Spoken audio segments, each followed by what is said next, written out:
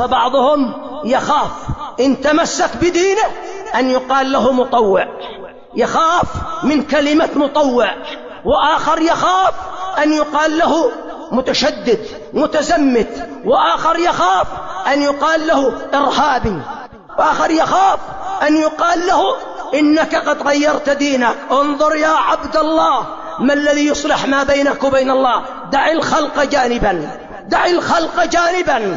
الخلق ليس الأمر إليهم، ليست الجنة بأيديهم ولا النار في تحت حكمهم، الأمر إلى ربك. انظر أين أنت من الله. الناس هؤلاء لن ينفعوك ولن يكونوا معك، إنك كنت في رحم أمك وحدك، وخرجت إلى الدنيا وحدك، وستدخل قبرك وحدك، وتقف بين يدي الله وحدك، ما معك إلا ما قدمت يداك، إن خيرا فخير وإن شرا فشر.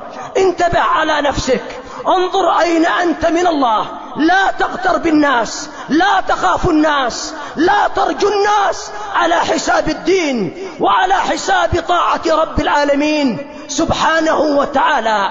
قد جاء من حديث عائشة أم المؤمنين عند الترمذي وغيره أن الرسول عليه الصلاة والسلام قال: من أرضى الله بسخط الناس رضي الله عنه وأرضى عنه الناس، ومن أرضى الناس بسخط الله سخط الله عليه وأسخط عليه الناس. احذر أن تكون من الصنف الآخر الذي هو من أرضى الناس.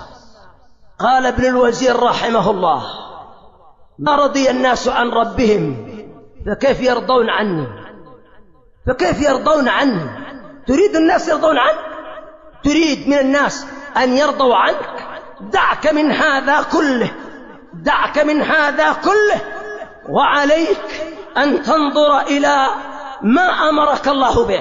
هل امتلأت المساجد الآن بالمصلين وبالإقبال على الصلوات الخمس؟ المطلوب أن يقبل على الله في كثرة العبادة، في التسبيح والتحميد والتكبير والدعاء والتضرع والصدقة وبذل الخير والإحسان، أن يقبل على الله.